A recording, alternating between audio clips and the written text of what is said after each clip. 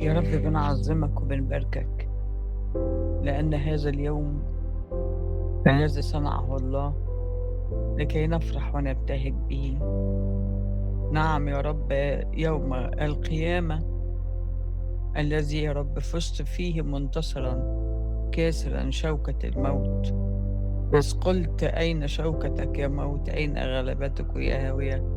لم يكن للموت سلطان البت على جلالك، ولم يكن للقبر سلطان عليك، لكن قمت ظافرا منتصرا لنا، منتصرا لحسابنا يا رب.